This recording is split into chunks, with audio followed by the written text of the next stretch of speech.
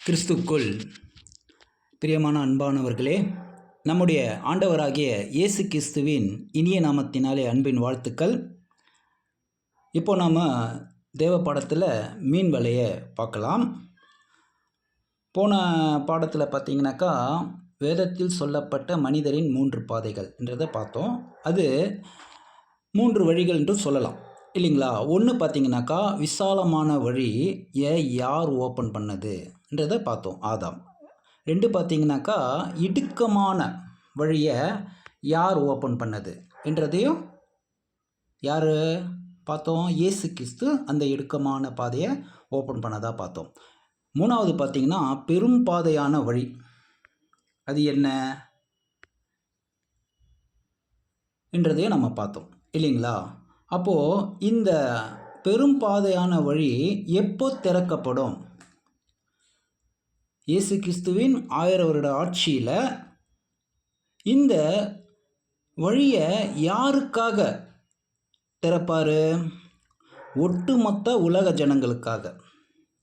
ஏன்னா எல்லாருக்காகவும் தான் அவர் தன்னுடைய உயிரை சிலுவையில் ஒப்பு கொடுத்து நம்மளை மீட்பு பலியாக, ஈடு பலியாக கொடுத்து நம்ம மீட்டெடுத்திருக்கிறார் இல்லைங்களா. இந்த ஒட்டுமொத்த உலக ஜனங்களையும் ஆண்டவர் உயிரோடு எழுப்பி அவர்களுக்கு சத்தியத்தை கொடுத்து அவர்கள் கீழ்ப்படியும் போது அந்த சத்தியத்தினுடைய விஷயங்கள் எல்லாம் சொல்லி, இப்போ இதற்குண்டான காரண கடவுள் செய்திருக்கும் ஏற்பாடுகள் திட்டங்களை எல்லாம் சொல்லி அதற்கு அவர்கள் கீழ்ப்படியும் போது அவர்களை ஆசீர்வதித்து இப்பூமியில் அவர்கள் சந்தோஷமாக சதா காலமாக வாழக்கூடிய ஆசீர்வாதத்தை தருவார் என்றதை நம்ம பார்த்தோம் இல்லைங்களா. சரி, இப்போது போன பாடத்தில் நம்ம பார்த்த மாதிரி ஒரு முக்கியமான வசனத்தை நம்ம பார்க்கலாம். சத்தியத்தை அறிவீர்கள், சத்தியம் உங்களை விடுதலையாக்கும் இல்லைங்களா. சரி, இப்போது நமக்கு எது பரலோகம் போகிறதுக்காகத்தான் இல்லையா. பரலோகமும் போக எந்த வழி, இடுக்கமான வழி பரலோகம் போகிறது மட்டும்தானா இல்லைங்களா. அப்போது இந்த இடுக்கமான வழியில் போனால் எங்கே போகலாம்? சுருக்கமாக சொன்னால் ஜீவனுக்கு. அதை நம்ம ஒரு வசனத்தில் வாசிக்கலாம். மத்தேயு 7:14 ஜீவனுக்கு போகிற வாசல் இடுக்கமும் வழி நெருக்கமுமாக இருக்கிறது, அதை கண்டுபிடிக்கிறவர்கள் சிலர். அப்போது இடுக்கமான வழியில் போனால் ஜீவனுக்கு போயிடலாமா? எந்த ஜீவன்?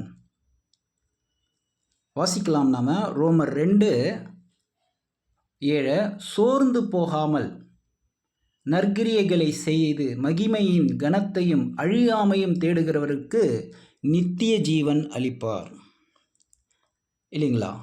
அப்போது இந்த நித்திய ஜீவன் பெறத்துக்கு அழியாமை உள்ள ஜீவன், சாகாமை உள்ள ஜீவன் என்றதை நம்ம புரிஞ்சுக்கணும். அப்போது பிதாவாகிய தேவன் மட்டும்தான் இந்த அழியாமை உள்ள ஜீவனில் இருந்தார். அதாவது தம்மில் தாமே ஜீவன். நம்முடைய ஜீவன் காற்று இல்லைன்னா செத்துருவோம், தண்ணி இல்லைன்னா செத்துருவோம், சாப்பாடு இல்லைன்னா, ஏன் தூக்கம் இல்லை, இப்படி சொல்லிக்கிட்டே போகலாம். அப்போ நம்ம உடலில் இருக்கக்கூடிய ஆர்கனஸ், அதாவது அது செயல்படும் ஒவ்வொரு விஷயங்கள்லேயும் ஏதாவது இடர்பாடுனா கூட நமக்கு பிரச்சனை தான். இப்போ நம்ம ஒன்றுக்கொன்று சார்ந்து இருக்கிறோம் இல்லைங்களா. ஸோ அது இல்லாமல் மற்ற எல்லா, இப்போ பார்த்திங்கன்னா ஜீவராசிகள், தேவ தூதர்கள் அவங்க தப்பு செஞ்சால் கூட அவங்களுக்கும் அழிவு உண்டு. அப்போது மனிதர்களானாலும் மற்ற எல்லா ஜீவராசிகள் அழியக்கூடிய நிலையில் தான் உருவாக்கப்பட்டது.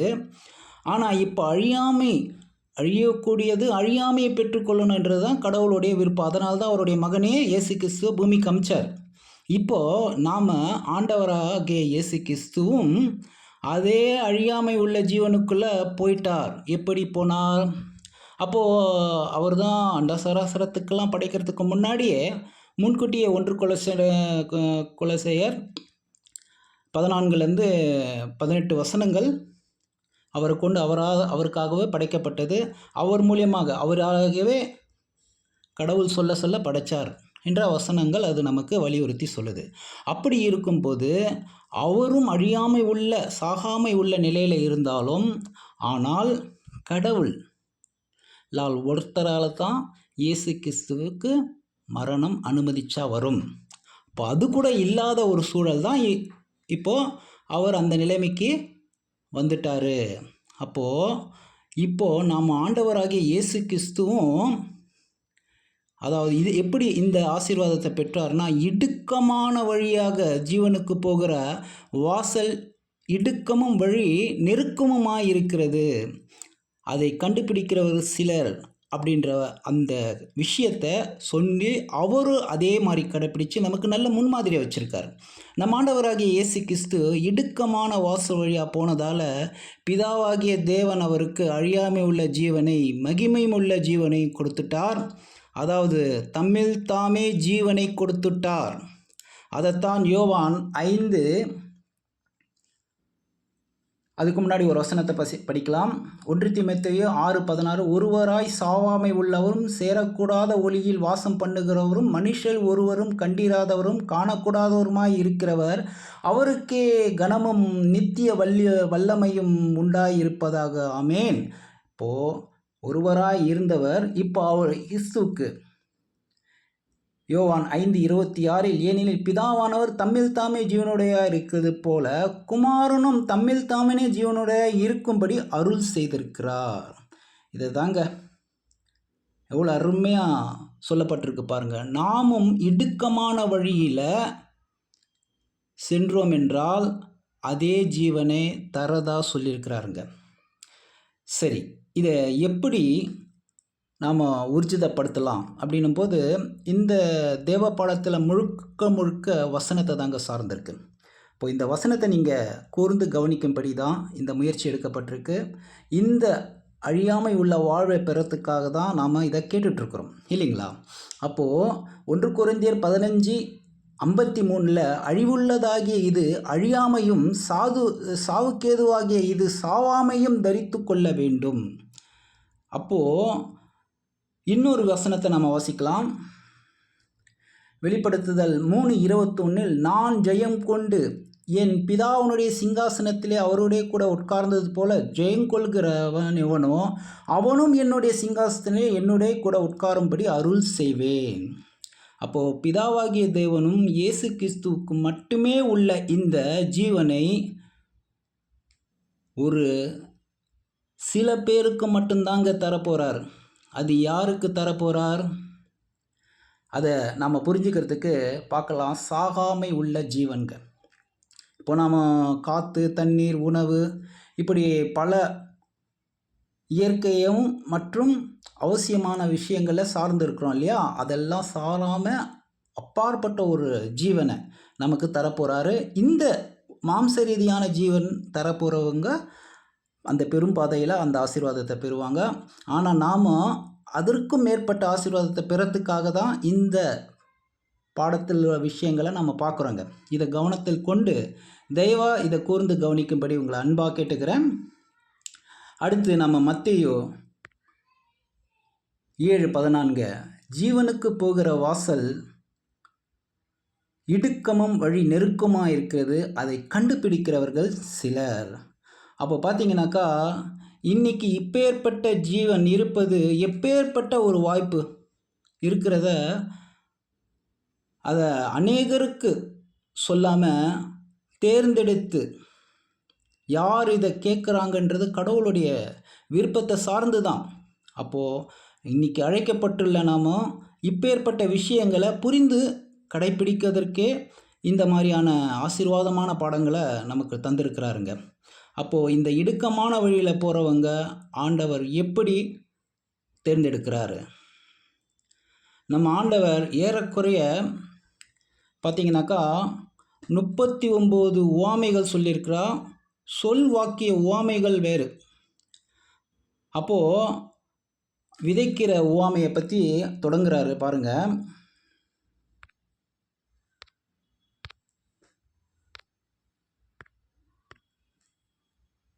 அப்போது இது வந்து மீன் வலைன்றது ஒரு உவமை. அப்போ விதைக்கிற ஒரு உவமை. அதுக்கப்புறமா பார்த்திங்கனாக்கா அப்போ காணாமல் போன ஆடு, அதுக்கப்புறமா பார்த்தீங்கன்னாக்கா தொலைந்து போன 10 வெள்ளிக்காசில் 1 வெள்ளிக்காசு, கடுகு விதை, புளித்த மாவு, இப்படி ஏகப்பட்ட உவமைகள் சொல்லியிருந்தாலும் இந்த மீன் வலை என்றது ஒரு மத்தேயுவில் பார்த்தீங்கன்னாக்கா 13ஆம் அதிகாரம் மொத்தம் ஒரு 4 வசனம் தாங்க. முக்கியமாக 3 வசனம் அதில் சொல்லப்பட்டிருக்கு. அதில் 4 வசனத்தில் இது முழு சாரம்சமும் இதில் அடங்கியிருக்குங்க. அப்போது இந்த மீன் வலை என்ற ஒரு விஷயத்தில் நாம் என்ன கற்றுக்க போகிறோம், இதில் என்ன நமக்கு ஒரு அருமையான தேவதிட்டத்தை வச்சுருக்கார் நாம் பார்க்க போகிறோம். அப்போது மீன் வலை அப்படின்னு பார்க்கும்போது ஒரு வசனத்தை நம்ம வாசிக்கிறோம் பாருங்கள். இப்போ நம்ம சொன்னோம் இல்லைங்களா, அந்த உவமைகள் அது எல்லாமே இந்த படத்தில் இருக்குது. சரி, இப்போது வாசிக்கலாம் நம்ம அந்த மீன் வலை உவமையினுடைய விஷயங்களை. மத்தேயு 13:47 அன்றியும் பரலோக ராஜ்யம் கடலிலே போடப்படும் சகலவிதமான மீன்களையும் சேர்த்து வாரிக்கொள்ளும் வலைக்கு ஒப்பாக இருக்குங்க. ஒப்பாக இருக்கு இல்லையா? இது மாதிரி கடலில் போடுற வலையில் சேர்த்து இழுத்து கொள்கிற ஒரு வலைக்கு ஒப்பாக இருக்குது. அடுத்த வசனத்தை படிக்கலாம். அது நிறைந்த போது அதை கரையில் இழுத்து உட்கார்ந்து நல்லவைகளை கூடையில் சேர்த்து ஆகாதவைகளை எரிந்து போடுவார்கள். இயேசு எப்படி பிரிக்கிறார் பாருங்க. இந்த மாதிரி இப்படியே உலகத்தின் முடிவிலே நடக்கும். இதுதான் அந்த 3 விஷயங்களில் இருக்கக்கூடிய ஒரு சாரம்சம். இப்போ இதை நாம் பார்க்க போகிறோம். இதில் இருக்கிற தேவதிட்டம் என்னன்றதை. இந்த உவமையின் ரகசியம் என்னவென்றால் ஓப்பனாக, அதாவது வெளிப்படையாக தெரிந்திருக்குமா? இல்லைங்க, மறைவாக பூட்டப்பட்டிருக்கு. ஆமாம், பூட்டப்பட்டு இருக்கணும். இந்த பூட்டை எப்படி திறக்கலாங்க? இதை திறப்பதற்கான சாவியை ஆண்டவர் நமக்கு கொடுத்துட்டார். இப்போ நம்ம பார்க்க போகிறோம். 3 வசனங்களில் அந்த சாவி இருக்குது. அப்போது அந்த இப்போ பைபிளை படிக்கிறதுக்கு கூட பார்த்திங்கன்னா 12 வகையான சாவி இருக்குங்க. அது அடையாள பாஷை, தீர்க்க தரிசன பாஷை, அதாவது தரிசனங்கள், கனவுகளுக்கு அர்த்தங்கள், இப்படி 12 வகையான அடையாள பாஷையில் எழுதப்பட்டிருக்கு. அந்த அடையாள பாஷையை புரிஞ்சு நம்ம படித்தாதான் அந்த சாவிகளை எப்படி எந்த விஷயத்தில் பயன்படுத்தி நம்ம தேவதிட்டத்தை ரகசியத்தை தெரிஞ்சுக்க முடியும். அப்போது இது மாதிரி நம்ம வரக்கூடிய காலகட்டத்தில் நம்ம பார்க்கலாம். இப்போது நம்ம ஒரு 3 வசனங்களில் அந்த ஒவ்வொரு வசனமும் ஒவ்வொரு சாவி, அதை நம்ம வாசிக்கலாம். இப்படியே உலகத்தின் முடிவிலே நடக்கும். தேவதூதர்கள் புறப்பட்டு நீதிமான்கள் நடுவில் இருந்து பொல்லாதவர்களை பிரித்து. இந்த உவமையின் அர்த்தத்தை நாம் கண்டுபிடிக்க போகிறோம். பாருங்க,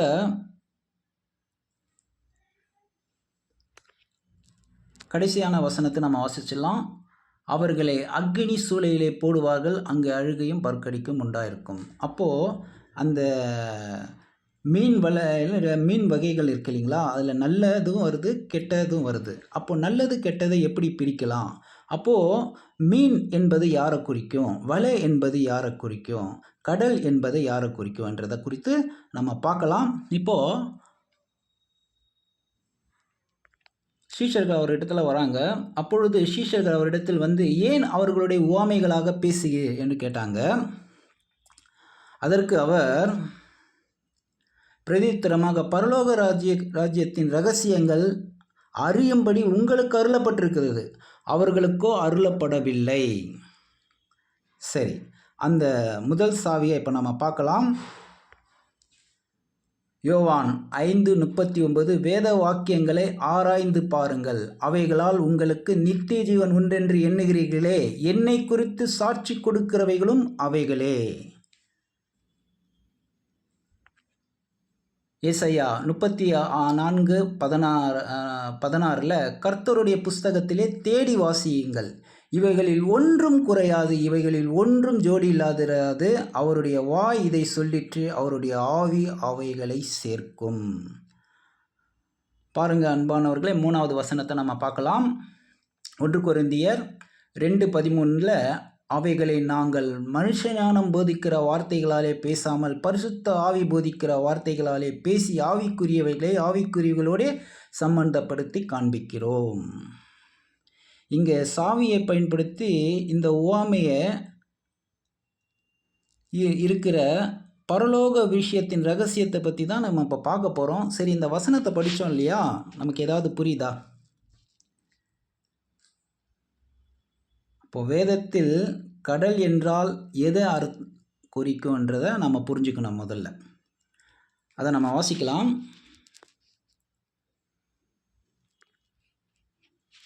அன்றியும் பரலோக ராஜ்யம் கடலிலே போடப்படும் சகலவிதமான மீன்களையும் சேர்த்து வாரிக்கொள்ளும் வலைக்கு ஒப்பா இருக்கு. அப்போது வேதத்தில் கடல் என்றால் எதை அர்த்தப்படுத்துதுனாக்கா, ஒட்டுமொத்த உலக ஜனங்களை இந்த கடல், அதாவது உலக ஜனங்களை இது குறிக்குங்க. சரிங்களா? அப்போது இதற்கு ஒரு வசனம், ஆதார வசனம் வேணும் இல்லைங்களா? துர்மார்க்கரோ, அதாவது ஏசாயா 57:20 துர்மார்க்கரோ கொந்தளிக்கும் கடலை போல் இருக்கிறார்கள், அது அமர்ந்திருக்கக்கூடாமல் அதன் ஜனங்கள் சேற்றையும் அழுக்கையும் கரையிலே ஒதுக்குகிறது.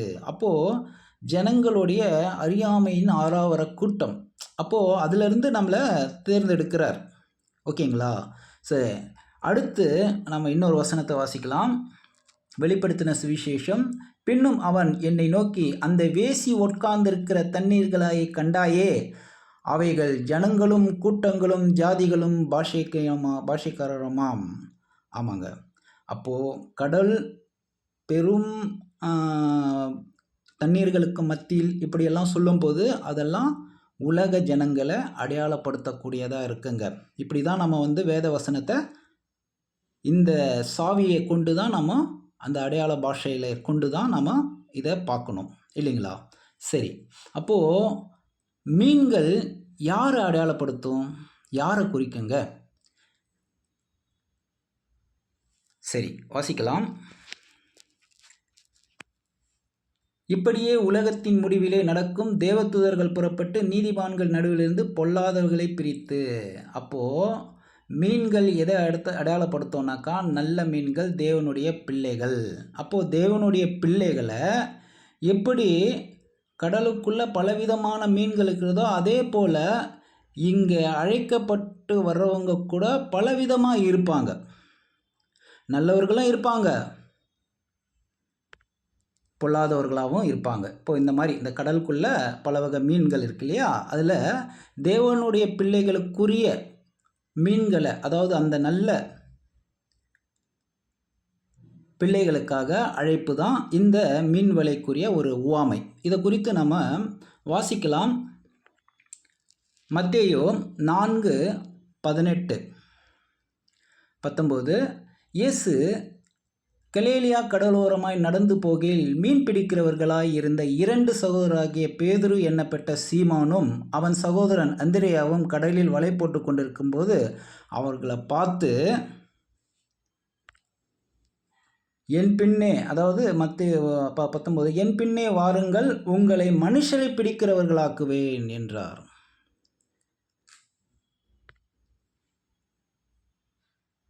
அதே மாதிரி லூக்கால கூட போதங்க பண்ணி முடிந்ததும் ஆழத்தில் தள்ளி கொண்டு, அதாவது அவங்க வலை போடுறாங்க சீஷர்கள், மீனே அகப்படலை, மறுபடியும் ஆழத்தில் கொண்டு போய் மீன்களை உங்கள் வலைகளை போடுங்கன்றாரு. அந்தபடியே அவங்க செய்து தங்கள் வலை கிழிந்து போகத்தக்கதாக மிகுதியான மீன்களை அவங்க பிடிச்சாங்க. சரி,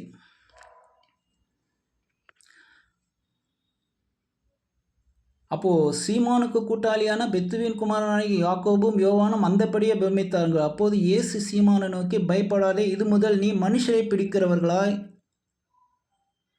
பிடிக்கிறவனாய் இருப்பாய் என்றார். அப்போது இந்த அளவுக்கு ஏன் இப்படி ஒரு மாதிரியை நமக்கு வச்சுட்டு போயிருக்காரோ, முதல் நூற்றாண்டுலங்க பார்த்தீங்கன்னாக்கா, ஏன் அந்த வசனங்களாம் நம்ம பார்த்தோம்னாக்கா, முதல்ல அவர் வலையை போடுறாரு. இப்போ நம்ம கடல்னால் யார் பார்த்தோம்? உலக ஜனங்களை. இப்போது வலைனா என்ன நம்ம தெரிஞ்சுக்கலாம் இல்லைங்களா? வலை எதை அடையாளப்படுத்துது? வலை என்பது 2 கயிறுகளால் பின்னப்பட்டிருக்குங்க. அதில் கட்டி இழுக்கிறார். அப்போது இப்போ 2 கயிறு கட்டப்பட்டிருக்குன்னா அடையாள அர்த்தத்தில் என்ன சொல்லப்பட்டிருக்கும்? அப்போது பார்த்தீங்கன்னா இயேசு கிறிஸ்து கூட நம் எல்லோருக்காகவும் நம்ம மேலே அன்பு வைத்து, இப்போ அன்புனாக்கா நிறைய பேர் சொல்லுவாங்க மற்றவங்களுக்கு உதவி செய்கிறது, மற்றவங்களுக்கு ஏதாவது கொடுக்கறது, இப்படியெல்லாம் நினச்சிக்கிட்டு இருக்காங்க. ஆனால் அன்பு என்றது என்னன்னாக்கா, அன்புக்கு ஒரு தனி சுபாவமே இருக்குது. அதை பற்றி பேசணுன்னாக்கா அது சுயநலம் இல்லாதது, சாந்தம் நிறைந்தது, கோபம் அடையாதது, இப்படி அதுக்குரிய லிஸ்ட்டே கொடுக்குறார் அப்போஸ்தலன் பவுல். நீங்கள் எடுத்து படித்து பாருங்கள். ஒரே ஒரு அதிகாரம் தான், 1 கொரிந்தியர் 13ஆம் அதிகாரத்தில் அன்புனா எப்படி இருக்காது, எப்படி இருக்கும்ன்றதை டெஃபினேஷன் பண்ணியிருப்பார். அதை நீங்கள் நல்லா கவனமாக எடுத்து பாருங்கள். அப்போது ஏன் இப்போ நம்ம இதை பற்றி பேசுகிறோன்னாக்கா, இயேசு கிறிஸ்து அந்த அன்பின் கயிறுகளால், ஓசையா 11:4 மனுஷரை அன்பின் கயிறுகளால், மனுஷரை கட்டி இழுக்கிற அன்பின் கயிறுகளால் நான் அவர்களை இழுத்தேன், அவர்களை கழுத்துகளின் மேல் இருந்த நுகதாடியை எடுத்து போடுகிறவரை போல இருந்து அவர்கள் பட்சம் சாய்ந்து அவர்களுக்கு ஆகாரம் கொடுத்தேன். அப்போது இந்த ஆகாரம் என்பது எதை அர்த்தப்படுத்துதுங்க? அது ஒரே கயிறாகிய அன்பு. இந்த அன்பு என்னும் கயிறு, இன்னொரு கயிறு தேவை. அது என்னன்றதை பார்க்கலாம். அது என்ன கயிறு? இப்போது அன்பின் காரணமாக பிரசங்கிக்கிறார் இல்லைங்களா? அந்த ஜனங்களுக்கு நோய் நொடிகளை போக்கி சாப்பாடுகளை கொடுக்குறாரு. அதே நேரத்தில் தன்னுடைய சத்திய போதனைகளால் அவங்கள நிரப்புறாரு. அப்போது அன்புடன் சத்தியத்தை கை கொண்டு தலையாகிய கிறிஸ்துவுக்குள் எல்லாவற்றிலும் நம்ம வளருகிறவராக இருக்கும்படி அப்படி செய்தார். ஆமாங்க, அநேக சத்தியங்களை பேசியிருக்கிறாருங்க. பரலோக ராஜ்யத்தின் சத்தியத்தை ஆரம்பித்து வச்சதே அவர் தாங்க இல்லைங்களா? சரி, இப்போது இந்த உவமையின் பொருள் என்னங்க? கடல் போன்ற இந்த உலகத்தில் அன்பு சத்தியம் என்ற வலையை போட்டு மீன்கள் போன்ற தேவனுடைய பிள்ளைகளை இழுக்கிறார் என்பதே இதன் விளக்கங்க. அப்போது அந்த வசனத்தில் சொல்லப்பட்டிருக்கிற விஷயங்கள் என்னன்னு பார்த்தீங்கன்னா, இன்னொரு தடவை உங்களுக்கு சொல்கிறேன்.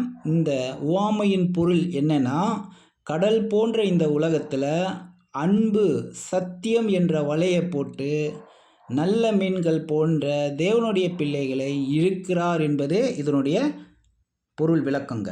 அப்போது கடல் என்றது உலகம், மீன் என்றது தேவனுடைய பிள்ளைகள், அன்பு அதாவது வலை என்பது அன்பு சத்தியம். இந்த 2 கயிறுகளால் பின்னப்பட்டு நம்மளை போட்டு இழுக்கிறார். நம் ஆண்டவர் முதல் வருகையில் இந்த மாதிரி தான் வலையை போட்டு சீஷர்களுக்கு நம்ம வசனங்களை வாசித்தோம் இல்லையா? அப்போது அங்கே வலையை போடுங்க, உங்களுக்கு மீன் கிடைக்கும். இது மாதிரி அவங்க தொழில் மூலியமாக நல்ல வழிகாட்டியாக இருந்து நித்திய ஜீவனை பெறுவதற்கும் பரலோக ஆசீர்வாதத்தை பெறுவதற்கும் அவர் வழிகாட்டியாக இருந்து இன்றைய 2ஆம் வருகை வரைக்கும் 2000 வருஷத்துக்கு அப்புறமும் இந்த வேலைப்பாடுகள் நம்ம மத்தியில் செயல்பட்டுருக்கு. இதற்குரிய முடிவும் கூடி சீக்கிரமாகவே நடக்க போகுது. அதனால தான் இந்த கடைசி அழைப்பை நம் கடைசி காலகட்டத்தில் நமக்கு இந்த வலையில் போட்டிருக்காரு. அப்போது நாம் அன்றியும் பரலோக ராஜ்யம் கடலிலே போடப்படும் சகலவிதமான மீன்களையும் சேர்த்து வாரிக்கொள்ளும் வலைக்கு ஒப்பாக இருக்குங்க. அப்போ பாருங்கள், அது முதல் இயேசு மனம் திரும்புங்கள் பரலோக ராஜ்யம் சமீபித்திருக்கிறது என்று பிரசங்கிக்க 2000 வருஷத்துக்கு முன்னாடி தொடங்கி வைத்தது தான் இன்றைக்கி அவங்களுடைய சீஷர்கள். அன்பின் நிமித்தமாக அவர்களை இழுத்து உணவு கொடுத்தாரு. அது மட்டும் இல்லாமல் பலவித நோய்களையும் குணப்படுத்தினார். இப்படி ஆண்டவர் போட்ட வலையில் முதல்ல மாட்டினது யார் தெரியுமா? அவருடைய சீஷர்கள். நமக்காகவும் அதே வலையை வீசியிருக்கிறாரு. ஏறக்குறைய 2000 வருடங்களாக ஆண்டவர் புறஜாதிகள் மத்தியில் வலையை போட்டுக்கிட்டு இருக்காரு. அதே வலையில் தான் நம்ம மத்தியிலையும் போட்டிருக்கிறாரு. அந்த வலையில் மாட்டினவங்க தான் நீங்களும் நானும், பேசுகிற கேட்குற நீங்களும் நானும், இல்லைங்களா? சரி, நாம் எல்லோரும் கடல் வலையை போட்டு மீன் பிடிக்கிற ப்ராசஸை கொஞ்சம் கவனிக்கணும். வலையை போடுற இடத்துல மீன்களுக்கு வலையை போடுறாங்க. அப்போது மீன் பிடிக்கிறதுக்கு அந்த வலையை போட்டு இழுக்கிறாங்க. அப்போது நிறைய மீன்கள் இருக்கும் இடத்துல போட்டால் தான் அதை போட்டு இழுக்க முடியும். ஆனால் எல்லா மீனும் மாட்டுமா? இல்லை, அதில் சில மீன்கள் மட்டும்தான், இல்லைங்களா? அதுக்கப்புறம் வலையை கொஞ்சம் கொஞ்சமாக இழுத்துக்கிட்டே இருக்கணும். அந்த வலை இருந்த சில மீன்கள் துள்ளி வலையை விட்டு போயிடும், மறுபடியும் கடலில் போய் விழுந்துடும். சில மீன்கள் மட்டும்தான் கரைக்கு வந்து சேருங்க. அந்த சில மீன் தாங்க நாம கூட, இல்லைங்களா? அன்பானவர்களே, நம்ம ஆண்டவர் போட்ட வலையில் மாட்டி துள்ளிடாமல் கரைக்கு வந்து சேர்ந்த அந்த சில மீன்களை நாம இருக்கணும். வலை வீசும்போது மாட்டிக்கொள்வது சத்திய வசனங்களை கேட்பதை குறிக்குங்க. அப்படி கேட்க மனமில்லாதவர்கள் வலையிலிருந்து துள்ளி விழுந்த மீன்களை போல. அப்போது அந்த கேட்க பொறுமை இல்லாமல் என்ன விஷயம் சொல்கிறாங்க அப்படின்றத கூட புரிஞ்சிக்காமல் சில சுபாவம் உள்ளவங்க மலையில் மாட்டி கூட அதை கேட்க பொறுமை இல்லாமல் போயிடுறாங்க, சரிங்களா? சரி, இப்படி ஒரு விஷயம் இருக்குது. நம்ம ஆண்டவர் இயேசு கிறிஸ்து அவருடைய சீஷர்கள் போயிட்டு இன்றைய அவங்க சீஷர்களுக்கு மத்தியில் அவர் செஞ்சு அதுக்கப்புறம் சீஷர்கள் மத்தியில் இப்போ வரைக்கும், அப்போது அவங்களுடைய சீஷர்கள் முதல் நூற்றாண்டில் யூதர்கள் மத்தியில் இந்த அன்பு என்னும் சத்தியம் இயேசு கிறிஸ்துக்கு அப்புறமா அவர் சீஷர்களுக்கு சொல்லிக் கொடுக்குறாரு. அதுக்கப்புறமா சீஷர்கள் யூதர்களுக்கு மத்தியில் அன்பு சத்தியம் என்னும் வலையை போட்டு அதுக்கப்புறமா புறஜாதிகள் மத்தியில் போட ஆரம்பித்தாங்க. அந்த புறஜாதிகளில் நீங்களும் நானும் தான், இல்லைங்களா? அப்போஸ்தலர் பவுல் அப்போஸ்தலர் 13:46 அப்பொழுது பவுலும் பர்னபாவும் தைரியம் கொண்டு அவர்களை நோக்கி, முதலாவது உங்களுக்கே தேவவசனத்தை சொல்ல வேண்டியதாக இருந்தது. நீங்களோ அதை தள்ளி உங்களை நித்திய ஜீவனுக்கு அபாத்திரராக தீர்த்து கொள்கிறபடியால் இதோ நாங்கள் புறஜாதிகளுக்கு போகிறோம். பார்த்தீங்களா? அப்போது யூதர்களுக்கு வந்த இந்த வாய்ப்பு, இந்த பரலோக வாய்ப்பு, அவங்க அபாத்திரர் ஆனதுனால புறஜாதிகளுக்கு இன்றைய கடைசி காலகட்டம் நம்ம நாள் வரைக்கும் வந்திருக்குங்க, இல்லைங்களா? சரி, இப்போது நம்ம இன்னொரு வசனத்தை வாசிக்கலாம்.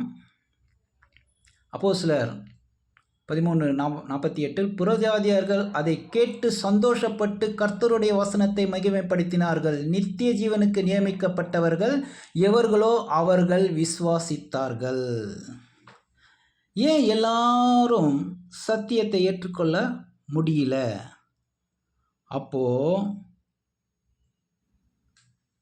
அப்போ யார் தான் இதை ஏற்றுப்பாங்க, இதை புரிஞ்சுப்பாங்க என்றதை ஆராயணும். உண்மையை விரும்பும் மனப்பான்மை உள்ளவங்க புரிஞ்சுப்பாங்க. அதை குறித்து உண்மைதானா என்றதை ஆராய்ச்சி செஞ்சு தெளிவாக விஷயங்களை உள்வாங்கிப்பாங்க, இல்லைங்களா?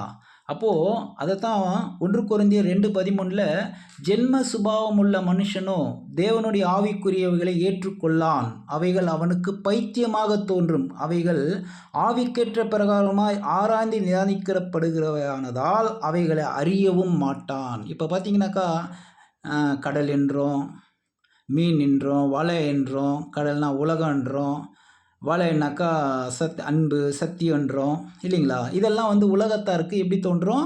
பைத்தியக்காரத்தனமாக தோன்றும். ஆனால் இந்த மாதிரி ஒரு தோன்ற விஷயத்தில் தான் சத்தியத்தை கடவுள் வச்சிருக்கிறாரு. அப்போது அவர் எதுவுமே நம்புகிற மாதிரி, அதாவது நம்ப முடியாதபடி தான் சொல்கிறாரு. ஆனால் அதில் நம்ம விசுவாசம் வைக்கும்போது தான் விசுவாசத்தினால் நீதிமான் ஆக்கப்படுறான் என்றதுதான் வேதவசத்தினுடைய சத்தியங்க. சரி, இப்போது அப்போஸ்தலர் இப்போ இந்த வழியை பாருங்கள்.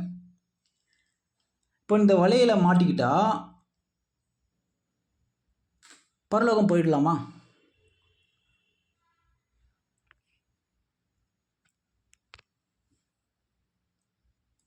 இல்லை. நாம் நித்திய ஜீவனுக்கு நியமிக்கப்பட்டவர்கள். கேள்வி, வலையில் நாமளாவே வந்து மாட்டிக்கணுமா? தொடர்ந்து இப்பேற்பட்ட சத்தியங்களை கேட்டுக்கொண்டு இருந்தால் தான். இல்லைனா இந்த மீன்கள் உவமையில் மீன் அப்புறம் எப்படி மனுஷரை குறிக்கிறது?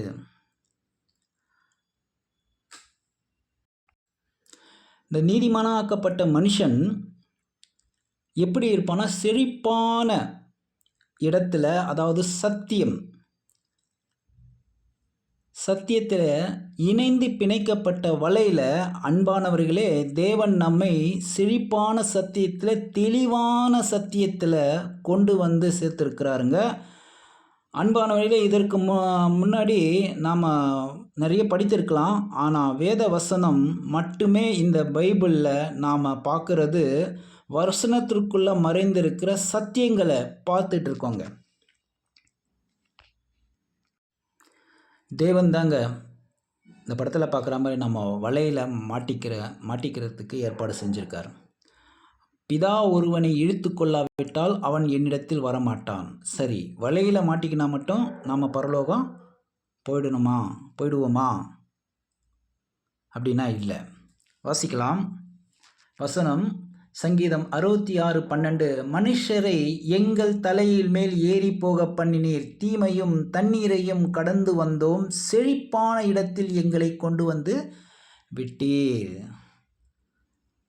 அப்போது அது நிறைந்த போது, அதாவது எல்லோ கலரில் ஷேர், நல்லவைகளை ஆகாதவைகளை.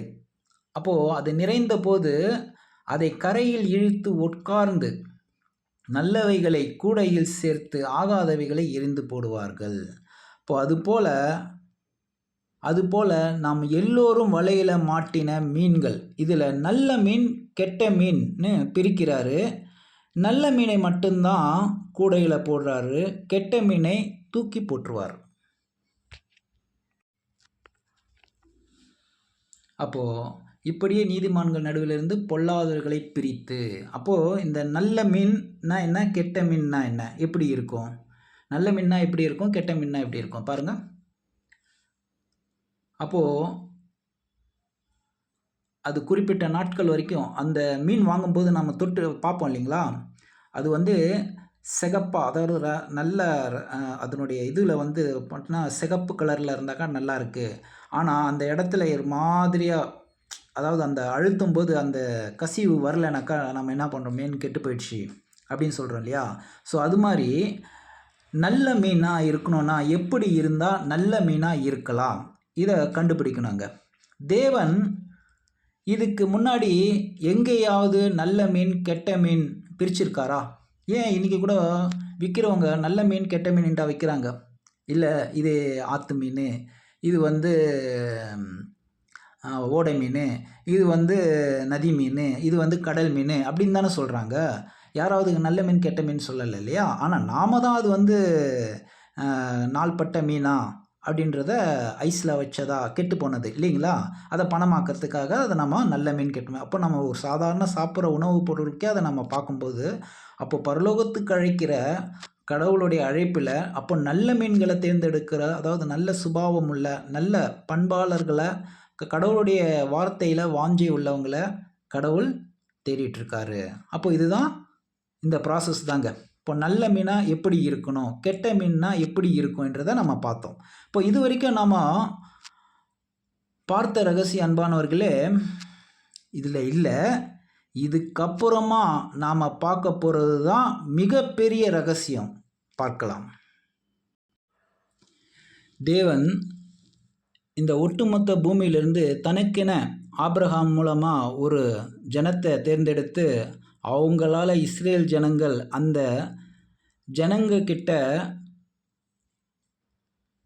இந்த ராஜ்யத்தினுடைய சுவிசேஷத்தை, அதாவது இந்த ஒரு நல்ல விஷயத்தை அவங்கக்கிட்ட கொடுத்து, அப்போது நீங்கள் பரிசுத்த ஜாதியாக, இனிமேல் நீங்கள் பரிசுத்தமானதாக இருக்கணும், பரிசுத்தமானது தான் சாப்பிடணும், பரிசுத்தமானது தான் நடக்கணும்னு அவங்கக்கிட்ட சொன்ன அந்த விஷயத்த இயேசு கிறிஸ்துவ சில இஸ்ரேலர்கள் ஏற்றுக்கொள்ளாமல், யூதர்கள் ஏற்றுக்கொள்ளாமல் அவர்களெல்லாம் மறுதளித்தாங்க. சில பேர் ஏற்றுக்கிட்டாங்க. ஆனால் பெரும்பான்மையான வாய்ப்பு நமக்கு தான் கிடைச்சிருக்கு. ஸோ அதே ப்ராசஸ் அவங்களுக்கு சொன்ன அதே விஷயத்தை தான், அதாவது நீங்கள் பரிசுத்தமாக இருக்கணும், பரிசுத்தமானதை தான் சாப்பிடணும், பரிசுத்தமாக தான் நடக்கணும், பரிசுத்தமாகத்தான் இருக்கணும் அப்படின்ற சில கட்டளையை கொடுத்துருக்கார். அதை நம்ம வாசிக்கலாம். லேவியராகமம் 11:9 ஜலத்திலிருந்து இருக்கிறவைகளில் நீங்கள் புசிக்கத்தக்கது யாதெனில் கடல்களும் ஆறுகளும் ஆகிய தண்ணீர்களிலே சிறகும் செதிலும் உள்ளவைகளையெல்லாம் நீங்கள் அதை புசிக்கலாம் என்றால் சாப்பிடலாம். லேவியராகமம் 11:10 ஆனாலும் கடல்களிலும் ஆறுகளும் ஆகிய தண்ணீர்களிலே நீந்துகிறதும் வாழ்கிறதுமான பிராணிகளில் சிறகும் செதிலும் இல்லாதவைகளை யாவையும் உங்களுக்கு அருவருப்பாக இருப்பதாக கட்டளை கொடுத்துருக்காரு. சரி, இப்போ நம்ம பார்க்கலாம். அடுத்தது லேவியராகமம் அவைகள் உங்களுக்கு அருவருப்பாய் இருக்கக்கூடாது, அவைகளின் மாம்சத்தை புசியாதிருந்து அவைகளை உடல்களை அருவிருப்பீர்களாக. உபகாமம் 14:10 சிறகும் செதிலும் இல்லாத யாதொன்றையும் புசிக்கலாகாது, அது உங்களுக்கு அசுத்தமாய் இருப்பதாக அப்படின்ற ஒரு கட்டளையும் கொடுத்துருக்காரு. இப்போ பார்த்தீங்கன்னா இந்த மீனில் சிறகும் செதிலும் உள்ள மீன் பார்த்தீங்கன்னாக்கா மேலே இருக்கிறது, கீழே பார்த்தீங்கன்னாக்கா சிறகும் செதிலும் இல்லாத மீனுங்க. அப்போது ஏன் சிறகும் செதிலும் உள்ள மீன்களை சாப்பிடணும், சிறகும் செதிலும் இல்லாத மீன்களை சாப்பிடாதீங்கன்னு சொன்னார்? இதை அறிவியலில் இருந்து சில சத்தியத்தில் ஆராய்ச்சி செஞ்சவங்களும் விஞ்ஞான ஆராய்ச்சியில் இருந்தவங்களுடைய தகவல்களோட அவங்க ஆராய்ச்சி செய்யும்போது ரொம்ப கடவுள் இதுக்காக தான் அப்படி சொல்லியிருக்கிறாரா அப்படின்றத ஆச்சரியப்படுறாங்க. ஏன்னா பார்த்தீங்கன்னாக்கா அந்த மீன்களை சாப்பிட்றதுனால பலவிதமான உடல் உபாதைகள் ஏற்படுது, மற்றும் ஆட்டில் கூட ப்ராப்ளம் வருது. அப்போது அது மட்டும் இல்லாமல் அது அதாவது இந்த சிறகும் செதில் உள்ள மீன் எதை சாப்பிடும்னாக்கா உயிர் உள்ளதை தான் சாப்பிடுங்க, அதாவது உயிருள்ள உணவு. ஆனால் சிறகும் செதிலும் இல்லாத மீன்கள் உயிர் உள்ளதையும் சாப்பிடும், செத்ததையும் சாப்பிடுங்க. அதனால்தான் தேவன் சொல்லியிருக்காரு, செத்ததை சாப்பிடும் அந்த சிறிதும் செதிலும் இல்லாத மீன்களை நீங்கள் சாப்பிட்டீங்கன்னா உங்களுக்கு உடல் பிரச்சனைகள் ஏற்படும், அதனால் அதை சாப்பிடாதீங்க, அருவருப்பாக இருக்க கடவுது என்பது சொல்லியிருக்கிறாரு. இதே மாதிரி தான் நமக்கும் இப்போ பார்த்தீங்கன்னாக்கா எப்படின்னு கேட்டிங்கனாக்கா, இன்றைக்கி நிறைய பேர் பார்த்தீங்கன்னாக்கா சத்தியத்தை தெரிஞ்சுக்கிட்ட பிற்பாடு என்ன பண்ணுறாங்க, ஜாதி மதம் பார்க்குறாங்க, நேரம் பார்க்குறாங்க. பார்த்திங்களா, இந்த உலக பிரகாரமான விஷயங்கள்லாம் ஏன்னாக்கா அந்த கிரகங்களையெல்லாம் கடவுள் படைச்சாருனாக்கா அந்த நாட்களுடைய எண்ணிக்கைகளையும் இரவு பகல்களை கணக்குகளை அதனுடைய நாட்களுடைய எண்ணிக்கைகளையும் புரிஞ்சுக்கிறதுக்காக தான். ஆனால் அதை பார்த்து சகுனம் பார்த்து நாம் பயப்படுறதுக்கோ சந்தோஷப்படுறதுக்கோ இல்லைங்க. ஸோ இது மாதிரி இதைத்தான் என்ன சொல்கிறதுனா சத்தியம் இல்லாத சடங்காச்சாரியங்கள். அப்போது இதை பற்றி பார்த்தீங்கன்னாக்கா நாம் சிறகும் செதிலும் உள்ள மீன்களாக இருக்கணும், சிறிதும் செதிலும் இல்லாத மீன்களாக இருக்கணும்னாக்கா சிறகும் செதிலும் உள்ள மீன்களாக இருக்கணும்னாக்கா இப்போ பார்த்தீங்கன்னாக்கா இது சிறகும் செதிலும் இல்லாத மீனுங்க. இது விலை ஜாஸ்தியும் கூட. ஏன்னா இது சாப்பிட்டு உடம்புக்கு நமக்கு ஒன்றும் ப்ராப்ளம் இல்லைன்னு சொல்லலாம். ஆனால் பார்த்தீங்கன்னாக்கா நம்ம உடம்பு இப்போ இருக்கிற நிலைமை பார்த்தீங்கன்னாக்கா கலப்படம் நமக்கே தெரியும் இல்லைங்களா. இப்போ உலகத்தில் ஏகப்பட்ட கலப்படம், அந்த கலப்படத்தில் இருந்து நம்ம உடம்புல சாப்பிட்டு விவசாயத்தில் கலப்படம் இப்படி சொல்லிக்கிட்டே போகலாம், அதுக்கு ஒரு எண்ணிக்கையே இல்லை. அப்படி சாப்பிட்டு நம்ம உடம்பே இப்போ பாய்சன் ஆகிடுச்சு. இப்போ பார்த்தீங்கன்னாக்கா இந்த ஒரு எதிர்விளைவு இப்போ கொரோனா கூட நம்மளை தாக்குச்சு இல்லைங்களா. தாக்கும்போது நமக்கு இம்யூனிட்டி பவர் இல்லாதனால தான் கொரோனா அதை எதிர்ப்பு சக்தியை மேற்கொள்ள முடியாதனால தான் அந்த நோயினால். ஆனால் நம்ம உடம்புல அந்த எதிர்ப்பு சக்தி ஒன்று உருவாக்கிடுச்சு, அது நம்ம இம்யூனிட்டி பவர் என்ன பண்ணிடும், சிக்னல் கொடுத்துரும் நம்ம அணுக்களுக்கெல்லாம். இது மாதிரி மறுபடியும் தாக்கும்போது தான் அதுக்கு மருந்து இல்லைனா கூட அதனுடைய அது நெகட்டிவை ஏற்றி அதை கொஞ்சம் நமக்கு வேதனையை கொடுத்தா கூட அதுக்கப்புறமா நமக்கு வந்து இம்யூனிட்டி பவரும் வந்துடும். அதுக்கப்புறமா நம்ம இது மாதிரி தான். ஸோ நமக்கு வந்து இப்போ பார்த்தீங்கன்னா ஒரு சின்ன உதாரணம் கூட எடுத்துக்கிட்டிங்கனாக்கா, நம்ம நல்லா சுடு தண்ணி குடிப்போம், சுத்தமான இடத்துல. ஆனால் நமக்கு நோய் அட்டாக் ஆகிடும், ஏன்னா இம்யூனிட்டி பவர் கம்மியாக இருக்குது. இதே பார்த்தீங்கன்னாக்கா குப்பை கூடங்களில் ஒரு அசுத்தமான இடத்துல குடியிருக்கிறவங்க பார்த்தீங்கன்னாக்கா ஆரோக்கியமாக தான் இருப்பாங்க. ஏன்னு கேட்டிங்கனாக்கா அவங்களுடைய உடம்புல வந்து அவங்க வந்து உடம்பு முடியாமல் படுத்துட்டு இருந்தால் கூட அதிலேயே இருந்து இருந்து அப்புறமா அவங்க வந்து சரியாயிடுவாங்க. ஏன்னா அவங்களுக்குள்ளே அந்த எதிர்ப்பு சக்தி உருவாகிடும். புரியுதுங்களா? ஸோ அது மாதிரி வந்து அப்படி ஒரு பழக்கத்தினால அவங்களுக்கு ஆயிடுறாங்க. ஸோ இப்போ நம்ம உடம்புல வந்து விஷம் ஏறிடுச்சு. ஏன்னா அந்த சாப்பிட்ற உணவில் நமக்கு சரியான ஆரோக்கிய இலக்கணம் எல்லாமே கலந்துடுச்சு. ஓகேங்களா? அதனால் வந்து இந்த ஒரு விஷயம் வந்து என்ன ஒரு உவமையாக நமக்கு சொல்கிறாரு அப்படின்னு பார்த்தீங்கன்னாக்கா, பாருங்கள், பைபிள் காரணப்பொருள்.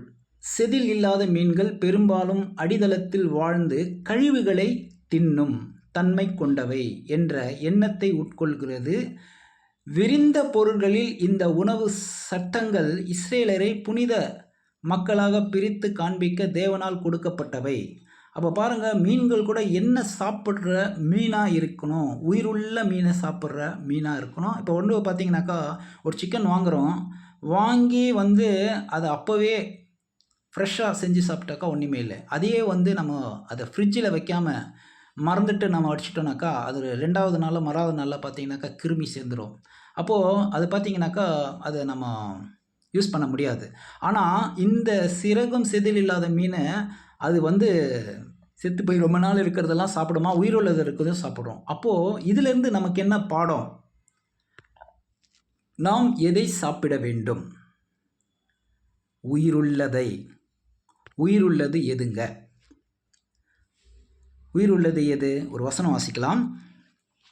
யோவான் 6:56, என் மாம்சத்தை புசித்து என் இரத்தத்தை பானம் பண்ணுகிறவன் என்னில் நிலைத்திருக்கிறான், நானும் அவனிலே நிலைத்திருக்கிறேன்.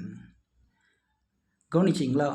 இன்னும் நிறைய இது மாதிரி வாசனை, என் மாம்சம் என் ரத்தத்தை பானம் பண்ணணும், என் மாம்சத்தை புசிக்கணும்னு அநேக கட்டளை இயேசு கிறிஸ்து சொல்கிறார். அப்போது ஒன்றும் இல்லை, ஒரு எக்ஸாம்பிள், என் கையை கிழிச்சு ரத்தத்தை நீங்கள் குடித்தாதான் உங்களுக்கு ஜீவன், என் மாம்சத்தை நான் வெட்டி கொடுக்குறேன், அதை சாப்பிட்டாதான் உங்களுக்கு நித்திய ஜீவன், பாவ மன்னிப்பு, நித்திய ஜீவன் அப்படின்னு சொல்கிறாரு. அது எப்படி வந்து அதை நேரடியாக ஏற்றுக்கொள்ள முடியாது, அது எப்படி அந்த ஜனங்க அதை ஃபீல் பண்ணாங்க அப்படின்றத பாருங்கள். யோவான் 6:60, அவருடைய சீஷர்கள் அநேகர் இவர்களை கேட்டபோது, இது கடினமான உபதேசம், யார் இதை கேட்பார்கள் என்றாங்க. அப்போ பார்த்தீங்கன்னாக்கா ஜனங்களுக்கு மத்தியில் இது சொல்கிறார். ஆனால் இது கடினமான உபதேசம், இதை யார் கேட்பாங்க? அப்போது அவர் ஏன் இப்படி பேசுகிறாருன்றது உவமைகளாக பேசுகிறாரு, ஏன் அதை வந்து நேரடியாக எடுத்துக்கிற மாதிரி பேசுகிறாரு, அதனுடைய மறைப்பொருளை சில பேருக்கு தான் அதை வெளிப்படுத்துகிறாரு, எல்லாருக்கும் இல்லைங்க. அப்போ யாரெல்லாம் இதை தெரிஞ்சுக்கணுன்ற, இதனுடைய ஏன் இப்படி பேசினாரு, இதனுடைய அர்த்தம் என்ன, இல்லை ஏன் இப்படி நீங்கள் பேச வேண்டிய அவசியம் இருக்குது அப்படின்னாவது கேட்குறாங்களா? ஆனால் அங்கே கிட்டத்தட்ட அவருடைய சீஷர்களோட சேர்த்து 70 பேர்கிட்ட போயிடுறாங்க. சரி, இப்போது அடுத்து என்ன நடக்குதுங்க? சீஷர்களை பார்த்து கேட்குறாரு, நீங்களும் போயிட மனதாக இருக்கீங்களா? அப்போது சீமான் பேதுரு அவருக்கு பிரதி உத்தரமாக, ஆண்டவரே, யாரிடத்தில் போவோம்? நித்திய ஜீவ வசனங்கள் உம்மிடத்தில் உண்டே. பாருங்க, இப்படி ஒரு வார்த்தை சொல்லும்போது நாம் ஜீவனுள்ள தேவனுடைய ஜீவனுள்ள வார்த்தையை மட்டும்தான் சாப்பிடணும். இன்னைக்கு 100லேருந்து 90% கிறிஸ்துவர்கள் வசனத்தையும் வாசிக்கிறாங்க, உலக பிரகாரமான கொள்கைகள், கோட்பாடுகள், பாரம்பரியங்கள், சடங்கு சம்பிரதாயங்கள் இதையும் வச்சுக்கிறாங்க. ஆனால் வலையில் மாட்டின நாம் எப்படி இருக்கணும்? உயிருள்ள ஜீவனுள்ள வசனத்தை மட்டும்தான் பின்பற்றணும், இல்லைங்களா? பின்பற்றி நடக்கிறதுலையும் வேத வசனம் சொன்னது தான் நாம் அப்படியே கேட்டு கீழ்ப்படியணும். ஆண்டவர் இயேசு கிறிஸ்து தம் 12 அப்போஸ்தலர்களை நோக்கி, நீங்களும் போய்விட மனதாக இருக்கிறீர்களோ கேட்கும்போது என்ன சொல்கிறாரு? ஆண்டவரே, யாரிடத்தில் போவோம்? நித்திய ஜீவ வசனம் உம்மிடத்தில் உண்டே. பார்த்தீங்களா? அடுத்து யோவான் 6:63 ஆவியே உயிர்ப்பிக்கிறது, மாம்சமானது ஒன்றுக்கும் உதவாது. நான் உங்களுக்கு சொல்கிற வசனம் ஆவியும் ஜீவனுமாய் இருக்கிறது. இதைத்தான் எரேமியாவும் சொல்கிறாரு. வாசிக்கலாம். எரேமியா 15:16 உம்முடைய வார்த்தைகள் கிடைத்தவுடன் அவைகளை உட்கொண்டேன். உம்முடைய வார்த்தைகள் எனக்கு சந்தோஷமும் என் இருதயத்துக்கு மகிழ்ச்சியுமாயிருந்தது. சேனைகளின் தேவனாகிய கர்த்தாவே, உம்முடைய நாமம் எனக்கு தரிக்கப்பட்டது. பார்த்தீங்களா? எவ்வளோ அருமையான விஷயம். உங்களுக்கு சில கேள்விகள் எழலாம். பைபிளை மட்டும்தான் படிக்கணுமா அப்படின்னு சொல்கிறீங்களா? இந்த பைபிளில் பல விஷயங்கள் குழப்பமாக இருக்கே, இல்லைங்களா? பழைய பைபிள் வேறு இருக்குது. அதாவது இதில் எது உண்மையான பைபிள், எதை நம்ம இப்போ பார்க்கலாம். பாருங்கள், புரோட்டஸ்டன்ட் பைபிள் 66 புத்தகம், ஓல்டு டெஸ்டமென்ட் 39, நியூ டெஸ்டமென்ட் 27. இப்போ நம்ம நிறைய பேர் பயன்படுத்துகிற பைபிள். அதே பார்த்திங்கனாக்கா ஆர்சி காத்தோலிக் பைபிளில் பார்த்திங்கன்னா 73 புத்தகங்கள் இருக்குது.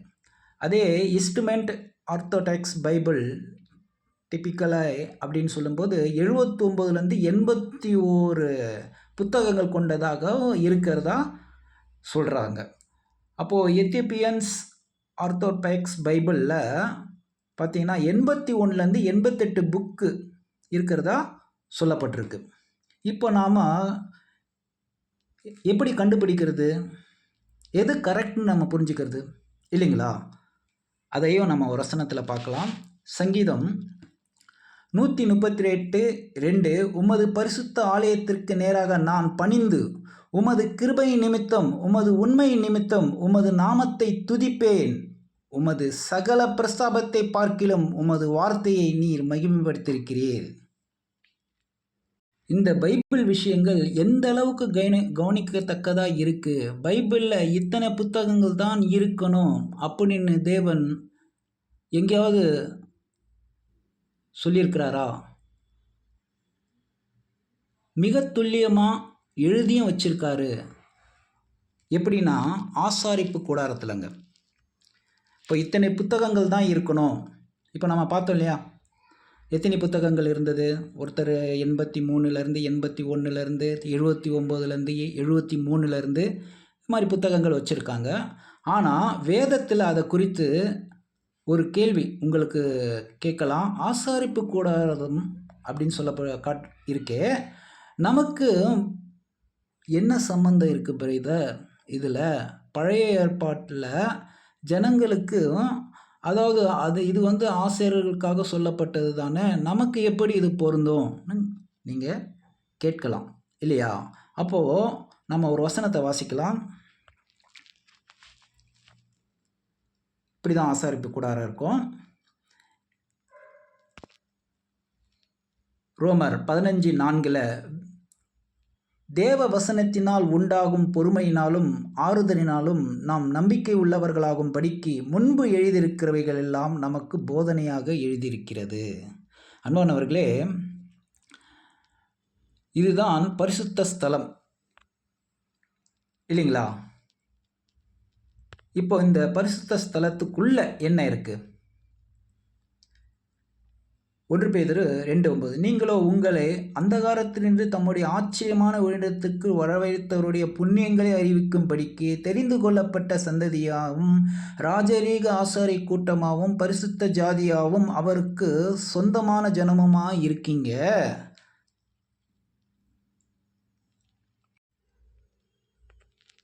இது தாங்க பரிசுத்த ஸ்தலம்.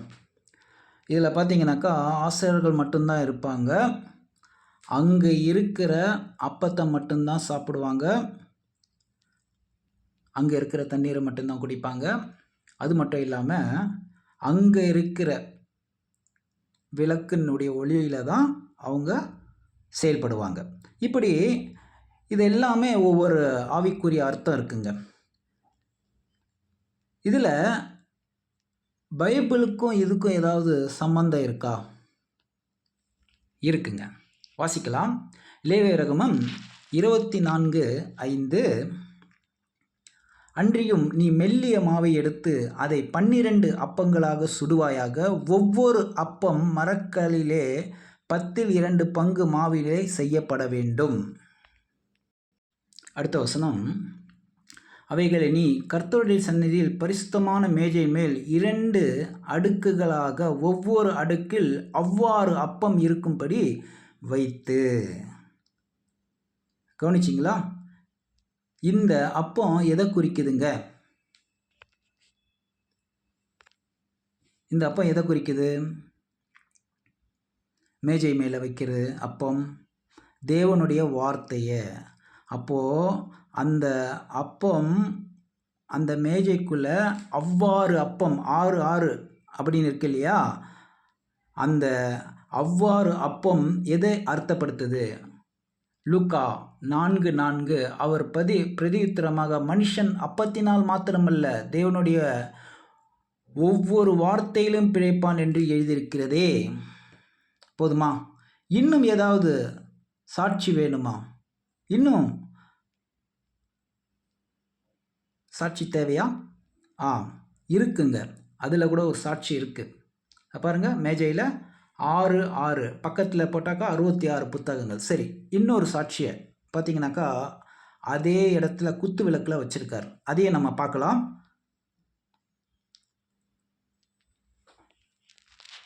இந்த குத்து விளக்கு பைபிளுக்கும் ஏதாவது சம்பந்தம் இருக்கா?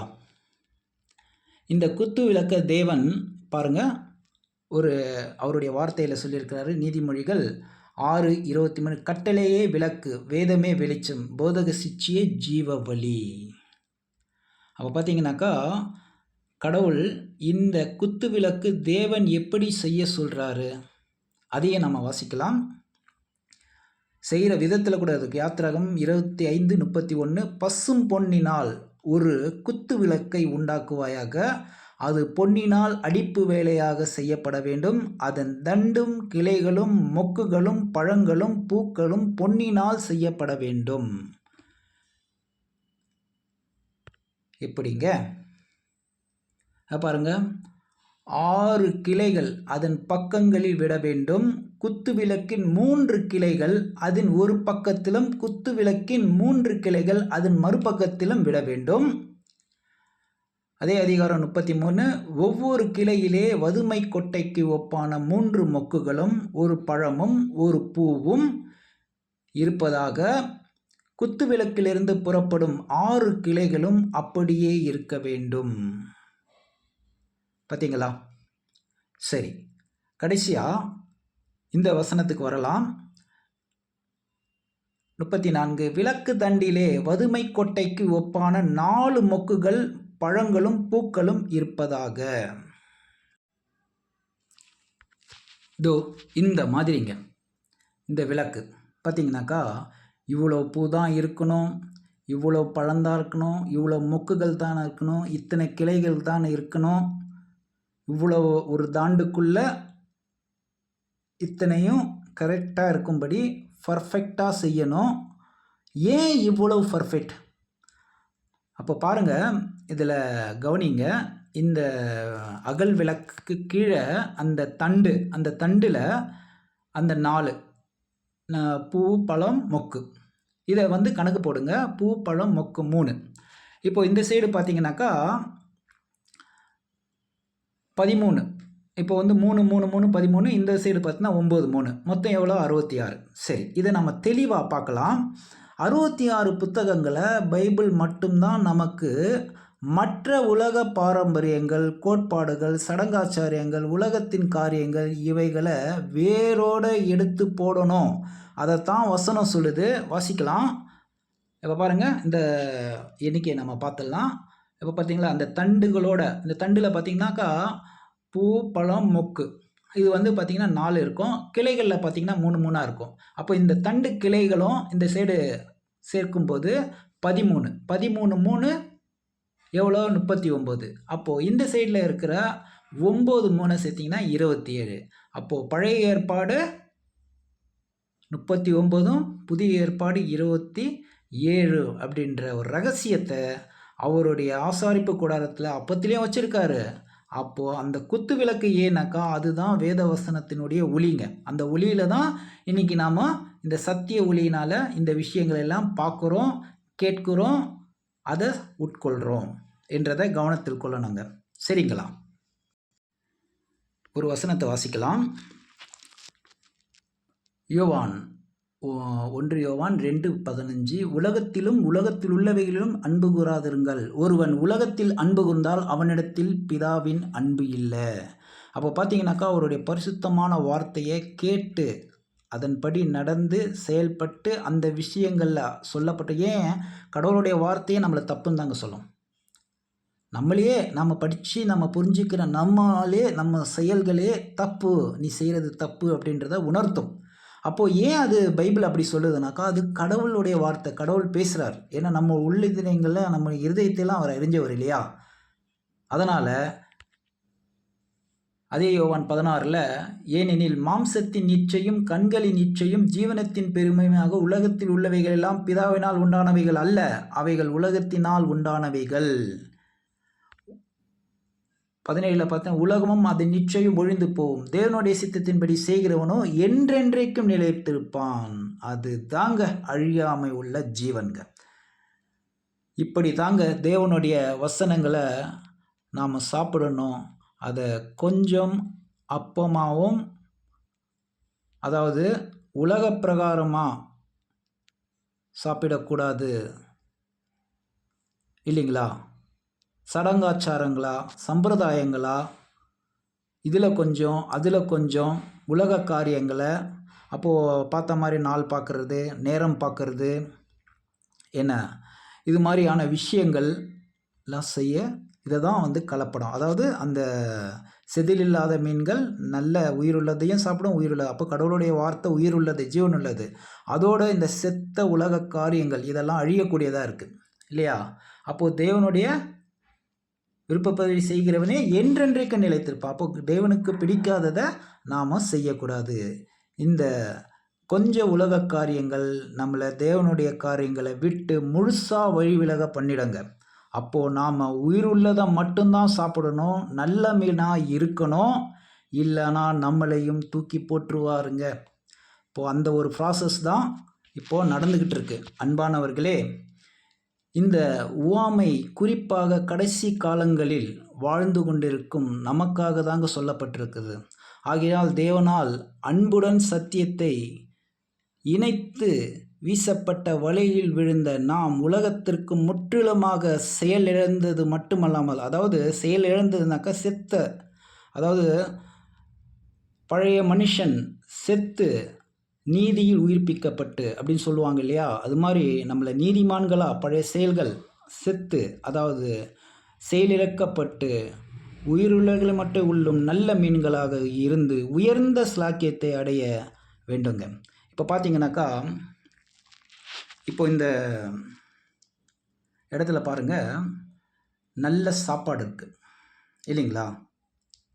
இது உடம்புல இதை சாப்பிட்டிங்கனாக்கா, இதை சாப்பிட்டாக்கா ரொம்ப நல்லது இல்லைங்களா? இது எந்த கெடுதலும் கிடையாது, ஆரோக்கியமானது இந்த உணவு. சரிங்களா? அப்போது ஒரு உதாரணம் பார்த்திங்கனாக்கா ரொம்ப நல்ல சாப்பாடாக இருக்குது, கவனிங்க. இதெல்லாம் சாப்பிட்டு முடித்த பிற்பாடு, ஆரோக்கியமான உணவெல்லாம் சாப்பிட்டு முடித்த பிறகு ஒரு மூட்டுப்பூச்சி மருந்து கொஞ்சோண்டு சாப்பிட்டா என்ன ஆகும்? உயிரே போயிடும் இல்லைங்களா? இப்போ அது மாதிரி தாங்க கடவுளுடைய அருமையான நித்திய ஜீவனுக்குரிய, அதாவது பரலோக அழைப்பையே நம்ம இழந்துருவோம். அதனால் அன்பானவர்களே, நீங்கள் கவனத்தில் கொண்டு அன்றியும் பரலோக ராஜ்யம் கடலிலே போடப்படும் சகல விதமான மீன்களையும் சேர்த்து வாரிக்கொள்ளும் வலைக்கு ஒப்பாருக்கு. இதுதான் அந்த உவமையினுடைய பொருள்.